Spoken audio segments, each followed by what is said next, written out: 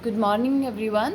So in the last video of organic chemistry we discussed about the definitions of organic compounds according to the classical concept or the modern concept.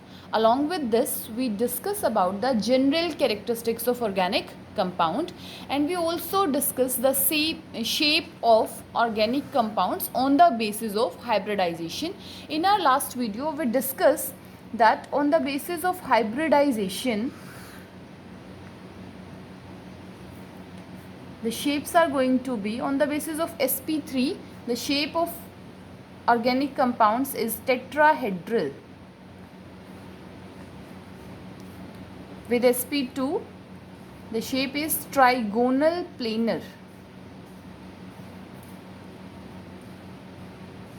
and with sp the shape is going to be linear.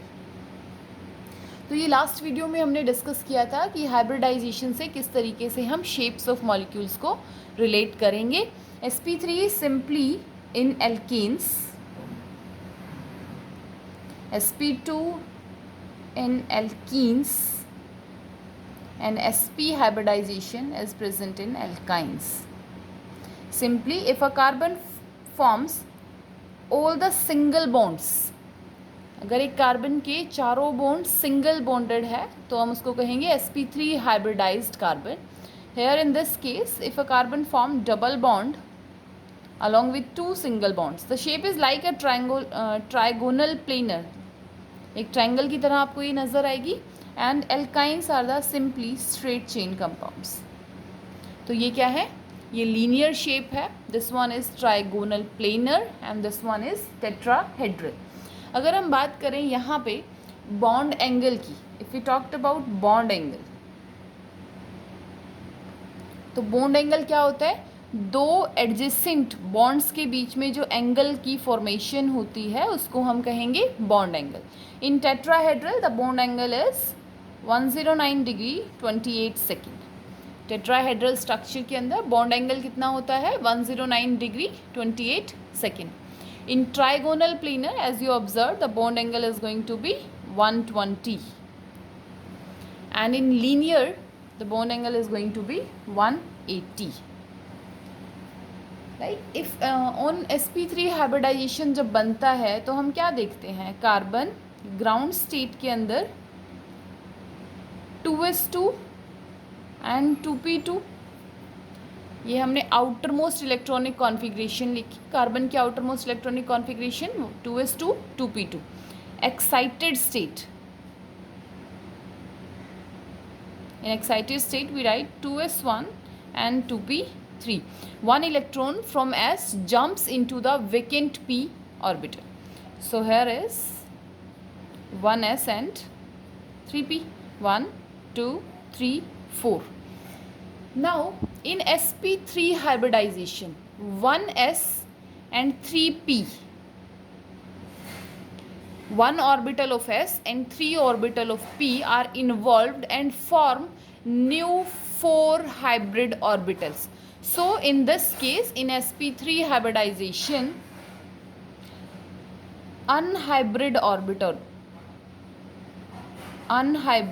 p orbital, कोई ऐसा p का orbital जो hybridisation में take part ना कर रहा हो, वो यहाँ पे एक भी नहीं है, ज़ीरो. क्योंकि यहाँ पे ये sb और ये तीनों p भी हाइब्रिडाइजेशन में इन्वॉल्व हो रहे हैं. sb and 3p, all the 4 orbitals are involve in hybridisation. So unhybrid p orbitals becomes zero.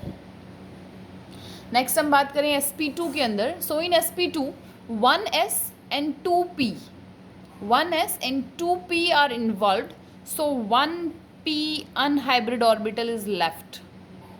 एक अनहाइब्रिड p ऑर्बिटल यहाँ पे बच गया जिसने हाइब्रिडाइजेशन में टेक पार्ट नहीं किया. In the last sp hybridisation whereas 1s and 1p, 1s and 1p, one orbital of s and one orbital of p take parts in bonding and form two new hybrid orbitals, and the left unhybrid p orbitals becomes 2. Clear. तो यहाँ पे हमने discuss किया कि sp3 के अंदर एक भी p ऑर्बिटल अनहाइब्रिड नहीं बचता, सभी हाइब्रिडाइजेशन में टेक पार्ट करते हैं। sp2 के अंदर 1 is left and in sp2 are left. Next one we discuss about in sp3 hybridization percentage s character. Percentage s character. Let it be total 100. Out of 100, one portion is from S and 3 portions are from P. So percentage S character in this case is 25%.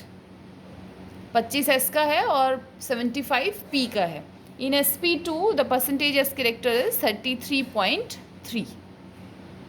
sp2 के अंदर 1 portion is of S and 2 portions are of P. तो 100 को total आपको 3 parts में divide करना है. In sp 50% of P and 50% of S. Now we discussed about percentage S character. तो simply percentage P character. अब 100 में से 25 अगर S को मिला तो 75 belongs to P. 66.7 belongs to P in sp2 and here 50 belongs to P in sp hybridization. This one is sp3, this one is sp2 and this one is sp hybridization. So this is all about the shapes, the percentage S character and P character of hybridization, unhybrid P orbitals, ground state of carbon and excited state of carbon and all that. Alkanes tetrahedral structure, alkenes trigonal planar structure and alkynes linear structure. Next we discuss about characteristics of pi bond. Next हम discuss करेंगे characteristics of pi bond. ये जो pi bond बना है after the formation of 1 sigma bond, after the formation of 1 sigma bond जो pi bond बनेगा वो कौन सा बनेगा? पाई बॉन्ड बनेगा. And the first thing is pi bond is formed bye pi bond is formed by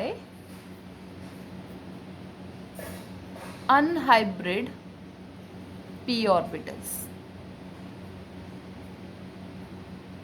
जो pi bond बनते हैं वो किस वजह से बनते हैं? वो अनहाइब्रिड p ऑर्बिटल्स की वजह से फॉर्म करते हैं.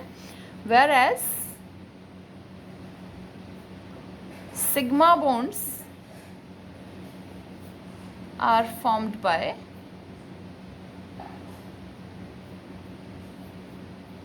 hybrid orbitals. Hybrid orbitals. Unhybrid p orbital की दोनों lobes equal होती हैं. This is unhybrid p orbital.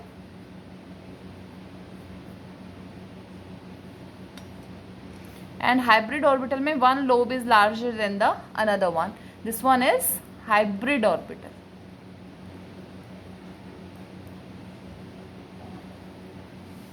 सो अगर किसी एटम के अंदर किसी कंपाउंड में हमें पाई बॉन्ड बनाना है, so atoms attach to pi bond must be in same plane. जो भी एटम्स पाई बॉन्ड से अटैच्ड हैं वो हमारे सेम प्लेन में होने चाहिए. ऐसा नहीं है अलग प्लेन में होगा, एक एक्स एक्सिस पे है एक वाई एक्सिस पे है, नहीं, एक सेम प्लेन के अंदर उनको होना चाहिए अगर वो पाई बॉन्ड बना रहे हैं. Simply this is the sigma bond is formed already with the head on overlapping. These two pi orbitals, unhybrid pi orbitals must be in the same plane. ये जो कार्बन है हमारे, जो भी एटम्स हैं ये दोनों एक ही प्लेन में होने चाहिए. Second thing, p orbitals are mutually parallel. These two p orbitals जिनमें हम पाई बॉन्ड बनाने वाले हैं ये दोनों म्यूचुअली एक दूसरे के पैरेलल होने चाहिए. And both px and py are perpendicular to each other.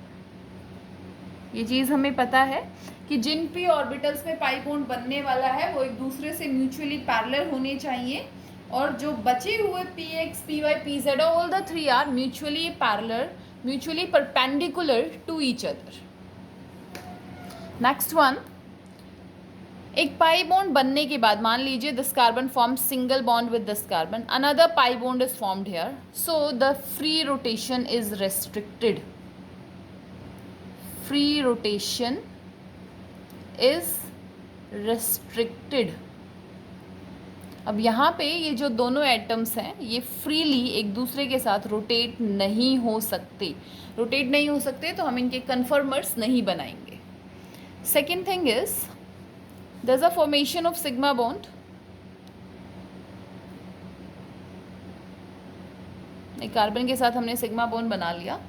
There are one unhybrid p orbital is present here, one electron is available है, वन इलेक्ट्रॉन इज अवेलेबल है। सो ये जो इलेक्ट्रॉन है इसके मिलने की प्रोबेबिलिटी अपवर्ड साइड लॉब में और डाउनवर्ड साइड लॉब में इक्वल होती है। So there is an one electron cloud above the sigma bond and one electron cloud may be possible below the sigma bond। तो यहाँ पे पाई बॉन्ड के अंदर दो इलेक्ट्रॉन क्लाउड्स पॉसिबल होते हैं, एक सिग्मा बॉन्ड के ऊपर और एक सिग्मा बॉन्ड के नीचे। सो सिंपली हम इस पॉइंट को लिखेंगे, electron cloud is located above and below the plane of bonding atoms। Bonding atoms के एक इलेक्ट्रॉन क्लाउड ऊपर लाई करेगा और इलेक्ट्रॉन क्लाउड नीचे लाई करेगा। So this is all about the characteristics of pi bond. देखिए एक बार initially, pi bond is formed by unhybrid of p orbitals. Pi bond को हम कैसे बनाते हैं? With the unhybrid p orbitals, whereas sigma bonds are formed by hybrid p orbitals. Unhybrid p orbital की दोनों लॉब्स इक्वल होती हैं, hybrid p orbital की एक lobe larger than the another one. Atoms जो पाई बॉन्ड से attached होते हैं must be in the same plane, they have to lie in the same plane. p orbitals are mutually parallel. जो p orbital एक दूसरे के साथ पाई bond की फॉर्मेशन कर रहे हैं, they must be mutually parallel to each other and the rest p orbitals are perpendicular to each other. Secondly, एक सिग्मा बॉन्ड, एक अगर सिंगल बॉन्ड है तो वो फ्रीली रोटेट कर सकता है। Clear? If a single bond is present then single bond के अंदर फ्री रोटेशन पॉसिबल होती है। बट अगर उसी के साथ एक पाई बॉन्ड अटैच कर दिया जाए, the pen represents the sigma bond and the fingers represent the pi bond, now the free rotation is not possible. If you try to rotate the molecule the bonds became break. So because of the formation of pi bond free rotation is restricted. And the last characteristics of pi bond is, in case of pi bond, the electron cloud is located above and below the plane of bonding atoms. Electron cloud एक bonding atoms के plane के above lie करेगा और एक उनके below lie करेगा. These are the characteristics of pi bond. Next we discuss about calculation of sigma and pi bond. हम किस तरीके से सिग्मा एंड पाई बॉन्ड्स को मॉलिक्यूल्स में कैलकुलेट कर सकते हैं. The first thing is in open chain compound. Open chain compounds में अगर हमें सिग्मा बॉन्ड का काउंट चेक करना है कि कितने सिग्मा बॉन्ड है, तो हम वहाँ पे फॉर्मूला यूज़ करेंगे number of different atoms, number of different atoms minus 1. Number of different atoms minus 1 represents sigma bond count. For example, in case of simple molecule CH4, someone asked about sigma bond. There are 5 atoms, 1 is carbon, 4 hydrogens. So 5 minus 1 is equals to 4. Sigma bonds in CH4 is 4. 1, 2, 3 and 4. 1, 2, 3 and 4. For calculating pi bonds, sigma bond के calculation के लिए simple सा formula है, atoms का count कीजिए और उसमें से 1 सब्ट्रैक्ट कर दीजिए. In this compound there are 5 atoms, 1 is carbon, 4 hydrogens, minus 1 represents sigma bond. For pi bonds, we use a formula summation n v minus 2 by 2 plus 1. N represents number of atoms.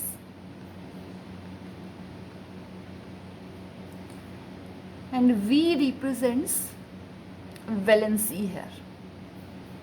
N represent करेगा number of atoms को और V represents करेगा valency को. Now let us try with an example.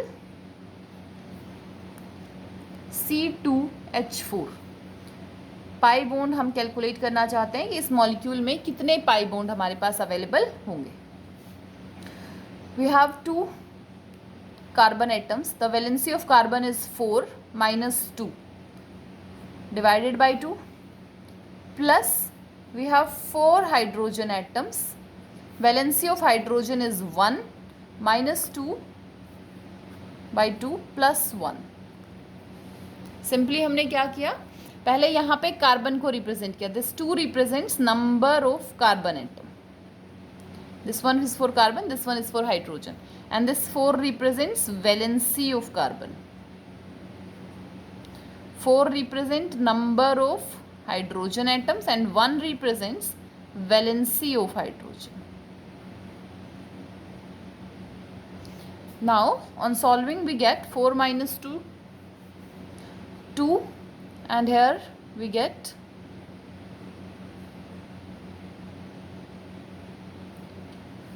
on solving this we get 4.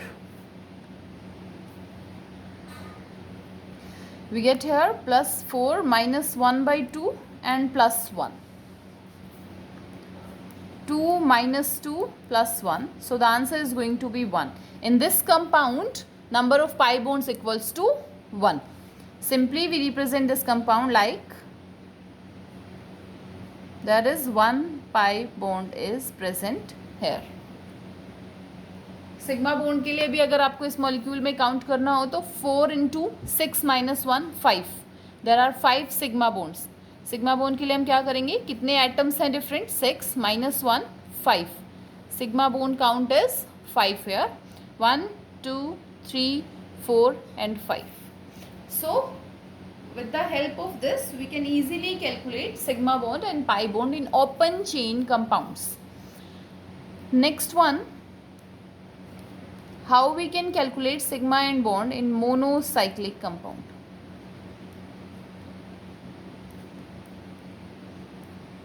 In monocyclic compounds, simply for sigma bond, use the formula number of atoms plus n minus 1, and n represent number of rings. N represents number of rings. Clear? So monocyclic compounds में हम easily sigma bond को calculate कर सकते हैं by using this formula number of atoms plus n minus 1. N represents number of rings here. Secondly, monocyclic compounds में pi bond हम कैसे calculate करेंगे, दोनों का example हम साथ discuss करेंगे. For pi bond we use the formula summation n v minus 2 by 2. Summation, the symbol represents summation n v minus 2 by 2. N represent number of atoms, जितने भी different atoms हमारे पास present हो. V represents valency here. Now let us discuss or let us count the example, the pi bond and sigma bond in the compound C6H6. For sigma bond, number of different atoms, 6 belongs to carbon and 6 belongs to hydrogen, 12, plus, and number of rings in this compound, there is 1 ring. This compound is benzene ring, 1 ring minus 1. So sigma bond count in benzene is 12. Let us see how this count becomes 12. This is our benzene ring, and the structure appears like this. So 1 2 3 4 5 and 6. 6 तो हमारे carbon carbon के बीच में single bond है. 7 carbon hydrogen, 8 9 10 11 and 12. So in benzene 12 sigma bonds are present. We can easily calculate the number of sigma bonds using the formula. For pi bond, what we have to do, summation n is, let us consider first carbon 6, valency is 4 minus 2 by 2, plus count is 6, valency is 1 minus 2 by 2. Clear? यहाँ पे 6 किसको represent कर रहा है? Carbon को, और ये वाला हाइड्रोजन को रिप्रेजेंट कर रहा है. Now 6 into 2 by 2 plus 6 into minus 1 by 2. This one represents 6 and this is going to be minus 3. So pi bond in benzene are 3 and they are here. Easily हम इस तरीके से सिग्मा एंड पाई बॉन्ड्स को calculate कर सकते हैं monocyclic compounds के अंदर. Last topic of today's lecture is effect of hybridization. Next हम डिस्कस करेंगे अबाउट इफेक्ट ऑफ हाइब्रिडाइजेशन. किस किस चीज़ के ऊपर हम हाइब्रिडाइजेशन का इफेक्ट देखेंगे? फर्स्ट हम उसको ऑब्जर्व करेंगे बॉन्ड लेंथ पे. If the carbon form all the single bonds and if the carbon forms one double bond, another one carbon forms triple bond. So we know one thing, single bond is the largest bond, then double bond, then triple bond. So according to hybridization, sp3 containing compound have highest bond length in comparison to sp2 then sp. तो sp3 जिन compounds में होगा वहाँ पे हमारी bond length सबसे ज़्यादा होगी then sp2 and in the very last sp. Secondly we discuss about the second factor, bond strength. Bond strength simply means a single bond is easy to break. So sp3 hybridization के साथ bond strength सबसे कम हो जाती है और sp के साथ bond strength सबसे ज़्यादा हो जाती है. And the third factor is electronegativity. We already discussed these things in chemical kinetics, not in chemical kinetics, chemical bonding में हम इनको discuss कर चुके हैं. Electronegativity simple, greater the S character,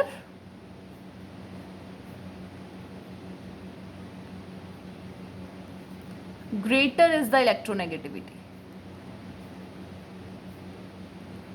जितना ज़्यादा एस कैरेक्टर होगा उतनी ही ज़्यादा क्या होगी? इलेक्ट्रोनेगेटिविटी होगी. सो sp, sp2 and sp3. Clear? sp वाले की इलेक्ट्रोनेगेटिविटी सबसे ज़्यादा है, इसलिए हम बोलते हैं कि जो एसिटाइलिन का हाइड्रोजन है वो एसिडिक होता है, बिकॉज इसकी इलेक्ट्रोनेगेटिविटी ज़्यादा है, तो यहाँ से वो ईजिली इलेक्ट्रॉन्स को पुल कर लेता है. So today we discussed about hybridization sp3 sp2 sp. उसकी फॉलोइंग कैरेक्टरिस्टिक्स हमने पढ़ी. हमने पाई बॉन्ड की कैरेक्टरिस्टिक्स को डिस्कस किया. हमने सिग्मा एंड पाई बॉन्ड की कैलकुलेशन डिस्कस की है. एंड द वेरी लास्ट हमने डिस्कस किया effect of hybridization over bond length, bond strength and electronegativity. यहाँ तक पढ़ के आइए. इन अवर नेक्स्ट वीडियो हम डिस्कस करेंगे how we can represent organic compounds. Thank you and have a great day ahead. Happy Janmashtami to all of you.